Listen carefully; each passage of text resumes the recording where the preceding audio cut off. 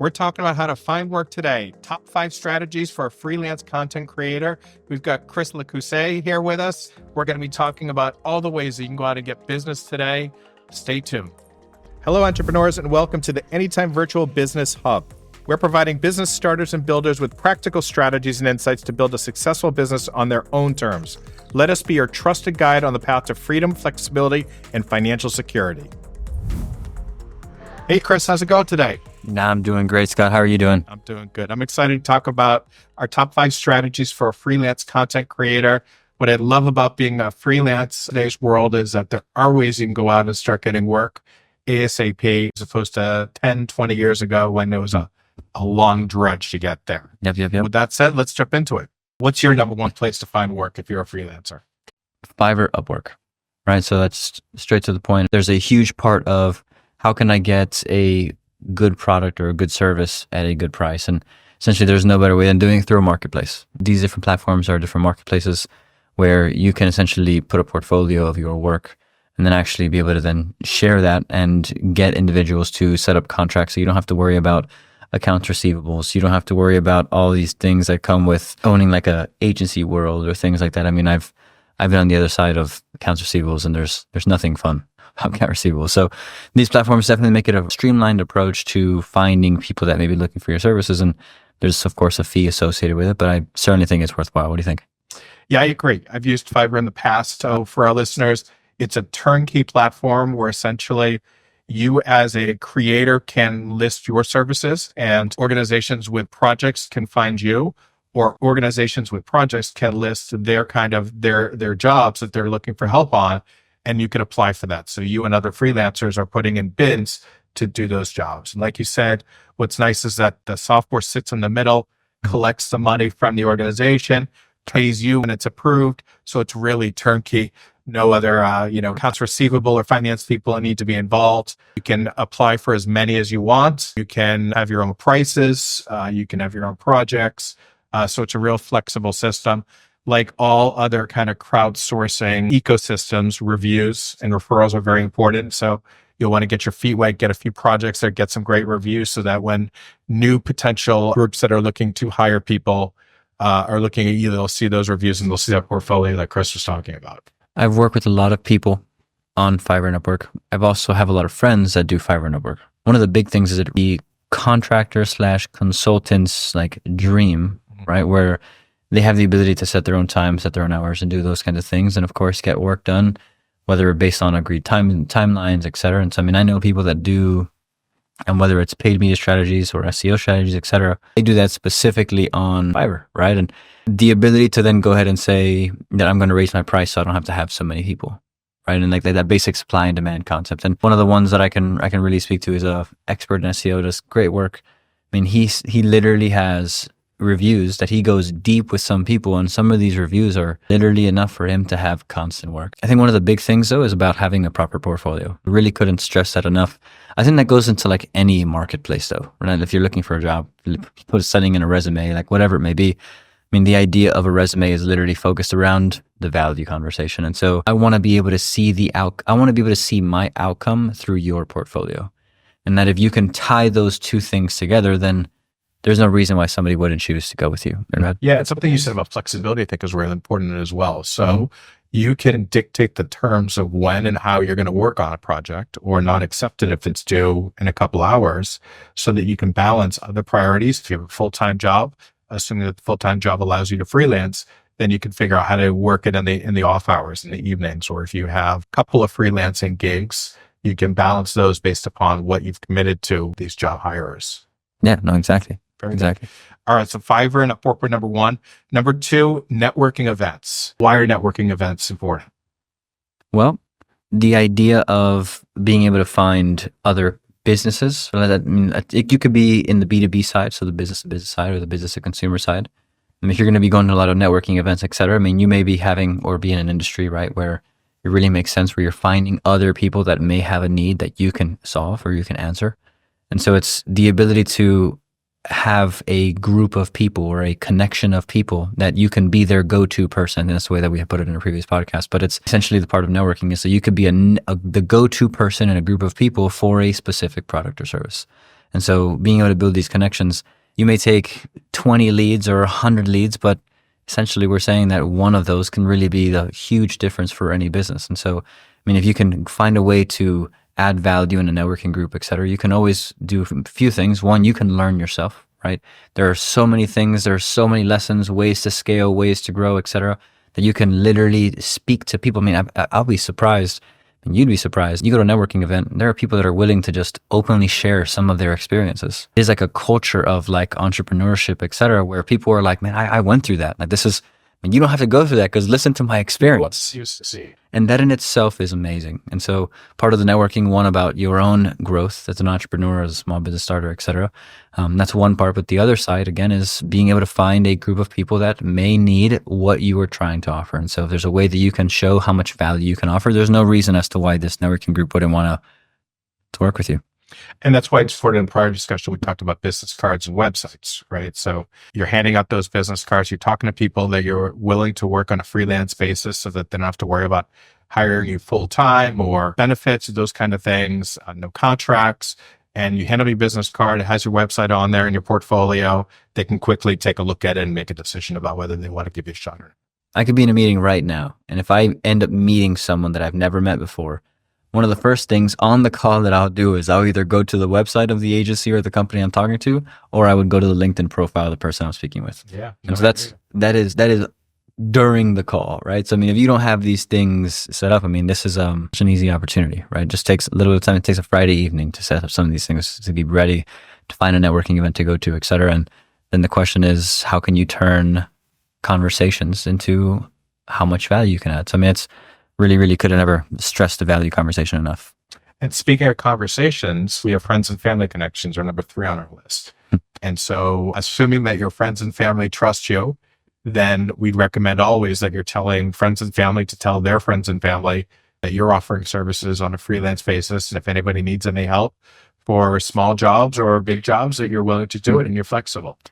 There's a reason why some of these advertising platforms like LinkedIn and Facebook offer a strategy where you can target friends of friends. It's the idea that you are going to be building this network. You're building your own network of how can I go ahead and have some of these people that are going to be ambassadors for my business or service. And of course, that means that hopefully you have good relationships to build around you, right? That's important. But then that goes into sense saying, if you take care of them, why wouldn't they refer you, right? And I'm sure that everyone here has been on the other side of one of those one of those surveys where it's like, scale 1 to 10, how likely are you to refer me to your closest friends and family? And it's like, when someone gives you a recommendation or referral, I mean, they're putting their neck out too. Like, I had a good experience here, and like, I think you will too. And if I don't have a good experience, I'm going to go blame my family or friend. And so that idea of building these networks and showing whether your product or service and how valuable it could be to a user on the other side. I mean, again, that's key for getting referrals. I mean, I've worked with many companies where a huge part of their users are referrals from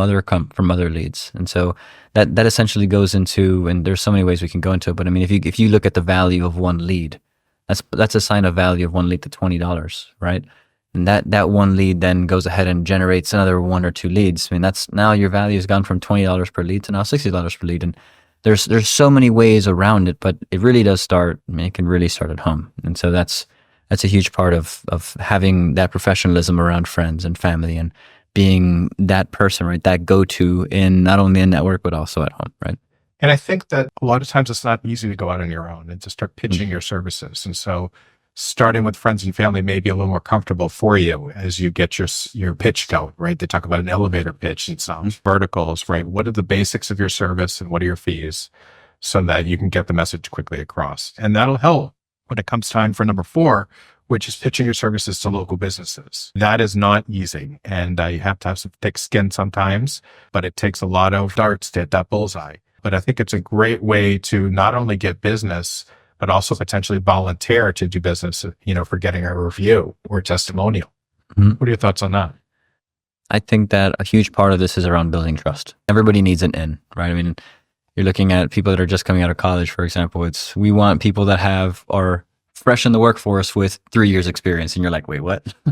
How does that make any sense, right? So it's finding a way to set a point of trust with 1, 2 people, right? So you can start building your portfolio and your case studies and things along those lines. And then all of a sudden, then your conversation with local businesses is like, look at what I did for some of the people in your block. Like I can add this kind of value to, and that goes into being a go-getter and actually trying to make sales and close deals. I think that's something that I even myself sometimes, you're on the spot, right? And you ask for a 30-second elevator pitch and you're like, oh snap, I just wasted 10 seconds waiting on my 30-second elevator pitch, right? And you have that idea where you want your interaction to be perfect and you want your presentation to be perfect and all these things, but that's not life all the time. So, there are businesses that you can add value to, and finding ways to build relationships with them, establish some type of trust, whether it's going to be something that, hey, I'll do this at a discounted rate and I'm going to try to get you to take a look at what I've done, or that classic person that shows up every day trying to ask for another opportunity. There's no substitute for that determination, that consistency, right? And it's like many times these business opportunities or finding these opportunities is literally just waited for that person who is going to be consistent to push through 10 no's to find that one yes. And so it's same thing with resumes, where you send in 10 resumes and you only get maybe no returns, right? And it's essentially the same concept. So it's how can you best present yourself, whether it's going to be through your business card, whether it's going to be through your website, whether it's going to be through social media profiles, whether it's going to be first interaction or phone calls or cold calling, et cetera, which we'll talk about in a bit. But it's how can you go ahead and set yourself apart to say, like, I'm not like everyone else. I actually will take care of you and I want to grow as you grow. And that's something that really, I think, builds a lot of trust. So you could sort of make phone calls, right? Cold calls, Sure. just dial people randomly. But I always recommend knocking on doors, right, where it's allowed. And there are different models you can do, right? You know, first of all, you have to be pleasant, right? And be upbeat and create enthusiasm. But, in a perfect scenario, you can get yourself a gig and somebody needs the help. And the opposite side, right? You could say, I want to volunteer. Let me do something for you in return for writing a review for me. Right? Mm-hmm. Who would say no to that? And then in the middle, you could discount your services. Not that you always want to discount your services, but in order to get a foot in the door. Or you could even say, hey, let me do this and you pay me on the back end if it's successful, right? Remove the risk away from the person who's hiring you to give you a shot. And then once you get all of these reviews and testimonials, then you can show those to other people and it'll be more turnkey to get your full rates that you want to get for a gig. Yeah, like the idea there is getting your first customer is going to be the hardest, right? Getting your second maybe a little bit easier. Once you get towards 20, it'll be easier. Part of my experience is I work with agencies, right? Where I work with multiple agencies and working with many brands, scaling from zero, like this is our business plan, all the way to multi-million-dollar companies. And I've done that many times. And so literally seeing what that looks like, there's nothing easy about it. Like there's literally nothing easy about it, but building relationships along the way. Perfect example. I have a really good friend that he ended up finding a connection with a meat distributor. He owns a small restaurant, right? Trying to grow.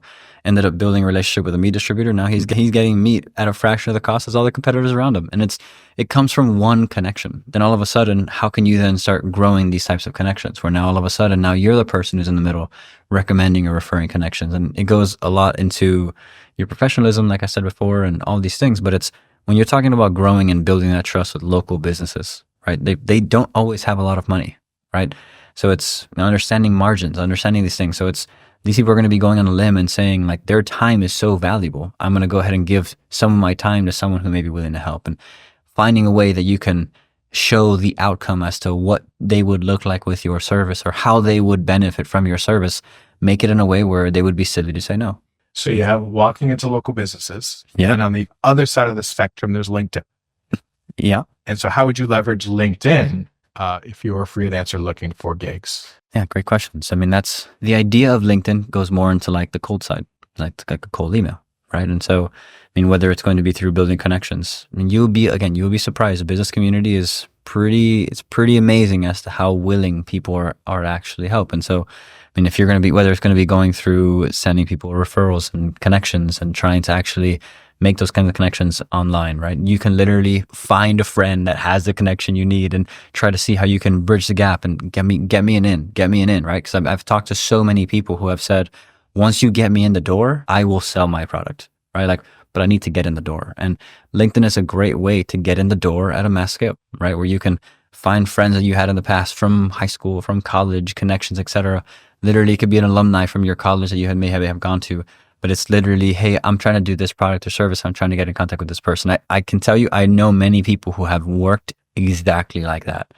And LinkedIn is cool. It's a whole community. What would you include in your LinkedIn profile so that when somebody looks at your profile, they get excited? It's similar to what I would put in a resume. It's a value-focused outcome, right? So many people are looking on LinkedIn and they're saying, look at all the things that I've done. If I'm reading someone's resume, I want to be able to already see what my company would look like if they were here. And so same thing looking with a LinkedIn resume or LinkedIn profile, right? I mean, tell me some of the things you've done, but also tell me maybe some of the thought process you had when doing it. Show me some of your portfolio. Show me some of the things that you've actually done. Tell me the story behind your profile. Don't just tell me that you went to college somewhere and that I'm good with Excel, right? Like, tell me I have used Excel to go ahead and build financial forecasts for X and Y. And I actually show an example, right?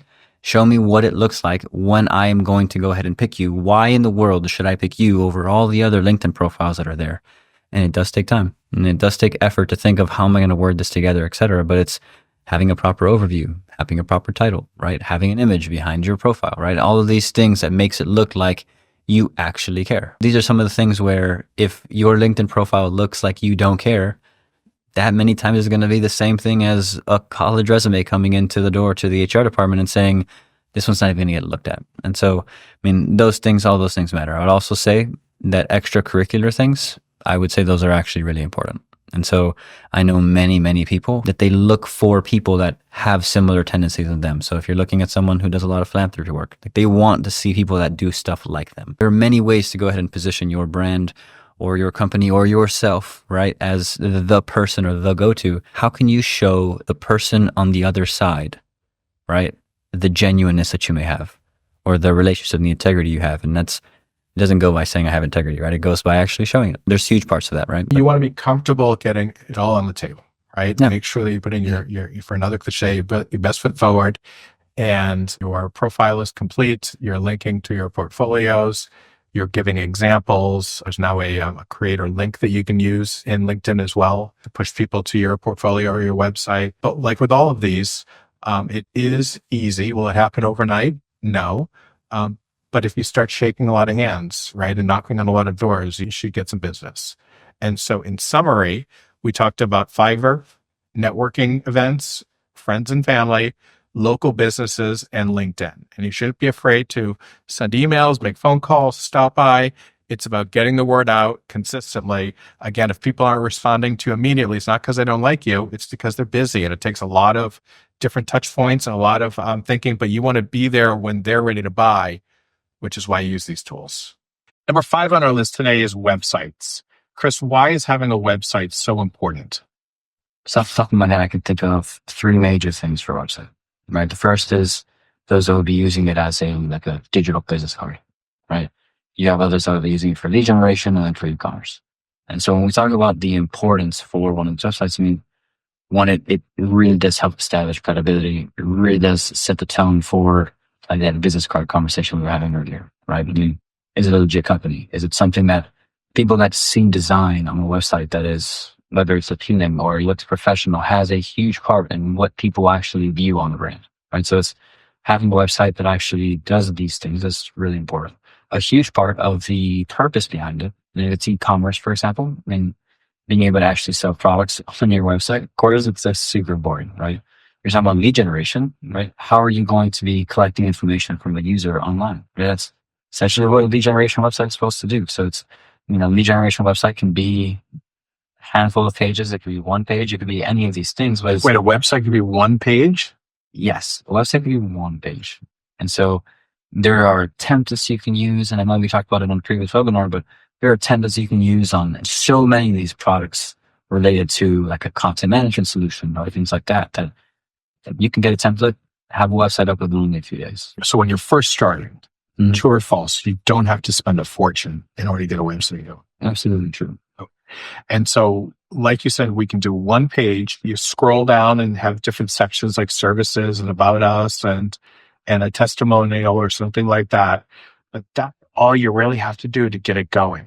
You don't have to keep aiming, right? You don't have to overanalyze. Get 1 page up there and show your services to the world. And then you could work on incrementally improving it over time. You got a couple more pages. So it's not just 1 page. Then you can get into blogging and content and so forth. But ultimately, you got to start somewhere, and don't let perfect get in the way of very good. Get that page out there, show the world who you are, and then start building on it. And so some of the websites that I've seen or worked on in the past, and you had business owners that are, let's say they're developers, right? They're like really big real estate developers, et cetera. They don't necessarily do business online like that. They do business more through word of mouth and through building connections and all these things. But it's when someone looks them up online, they need to exist. The ability to actually offer value only in one page, I mean, it's totally possible, right? And so, it's lead generation, having a website, who you are, what you do, why should I consider giving you my information and lead form, right? And e-commerce can be a little bit more elaborate, right? You have product pages and you have having your pages. It doesn't have to be that crazy, right? That's it comes by standard, like the Shopify and things like that. But having the ability to have a website that actually helps you expand your reach, that's a huge part as to why there are companies that are able to scale so much. And so some of the basic elements in terms of having your brand, having a clear message, who you are, et cetera, how some of the services you provide, why you're the best one to go with. And we talked about that in terms of networking. We talked about that with business cards, but you can go really deep with that. But I really, really couldn't agree more on doing it perfect in the way of you starting a website, getting your message out there, letting people actually know what you can do, right, and how you can offer them value, especially when there are companies or there are brands that are they're so good, but a website was never good enough. I think the other thing is many of our listeners are probably thinking, what about SEO? How long will it take me to rank on Google? The answer is a while. Google is serving up the best websites when people start using. And no offense, your website's not going to be there yet. And it's going to take some time. It's going to take some content. It's going to take people coming to your website and having experience. So you can't worry about that right now. Long term, yes. SEO, you should make sure the infrastructure is correct. You should make sure there's relevant content and the user experience is incredible. But for right now, just get a page up there with some content so that you can prove that you are who we should be doing business with. Exactly. Yeah. All right. So we talked about the top 5 ways to do inexpensive marketing that are easy. We did business cards. We talked about networking, friends and family. We did social media, and then we ended with website. But we've got one more. We've got a bonus today: email marketing. Chris, why is email marketing important? I work with multi-million-dollar brands. I work with small brands of marketing budgets of $1,000, $2,000, $5,000 for a month. And so I can tell you from all sizes of companies. I'll give you an example of total percentages for some of those larger companies. Some of those larger companies I've seen have 30 to 40% of their revenue being attributed to their marketing, to their email marketing efforts. And so let's say it's e-commerce. When someone goes ahead and fills out and adds products to a cart, an email that's going to simply say something catchy like, we saw that you left stuff in your cart. Can we help you purchase it now? Right? I mean, there's so many ways in terms of how you can use email marketing, whether it's following up with leads that have not either interacted with you, or you got business cards from someone and you sent out an email, right, and they didn't get back to you. So finding a way to have these connections. Email marketing is another channel that is very cost effective. For less than $100 a month, you can have full-on platforms that are going to help you set up these emails, and you would be able to then continue to share your message and the value you can show it to everyone in your audience. I think that we, as a population, we want quick satisfaction. And we have to remember, especially in marketing, that just because somebody isn't responding to your email, just because they're not answering your phone call, just because they didn't buy with you today, it doesn't mean they don't want to buy from you or get more information. And so, like you said, we need more contacts, and you want to be in front of that potential customer when they're ready to buy. And so don't look at it as spamming. Look at it as being there for the customer so that they have easy access to your information. They can click through and buy. And we talked about on a previous webinar for how to manage an email list and things along that nature. But I mean, having audiences, having people segmented based on intent, or what, let's say you offer 5 services in your company and you have one audience for each service, right? I mean, being able to give a detailed message, or the right message to the right person at the right time. So you don't know when the right time is, right? You don't control when the right time is. That's very easy to say. And so, but one thing is that you have brands that are what Google coined a few years ago as micro conversions. I think you had made a small reference to it earlier. This micro conversion conversation is that maybe me getting started with the newsletter first, and then I'm going to create an account so I can go ahead and start adding things to my cart. And then it took me another 5 months before I actually purchased. There are brands that are going to be wooing their customers throughout the entire journey. And so now if you have helped me in step 1 and step 2 and step 3, in the research phase, in the awareness phase, you answered all my questions. At the end, how terrible would it be for another brand to come in and just catch that lead or that prospect? And you have done all the research for it, you've done all the marketing messaging for it, etc. But you didn't have a message at the end of the journey to say, hey, we're still here, just don't forget about us. There's so many ways you can phrase that or message that, etc. But it's the idea of this nurturing an audience, right? Or you're trying to send them a message consistently as to how you can add value. I mean, it's other side of the mind. I mean, It's fast, it's easy, and it's inexpensive. there you go. To email marketing. All right, there we had it. The top 5 plus a bonus of email marketing. Now you have some tools to be able to do some cost-effective marketing when you start out. That should be really easy. Any questions, reach out to us. We look forward to talking to you again soon. Thanks.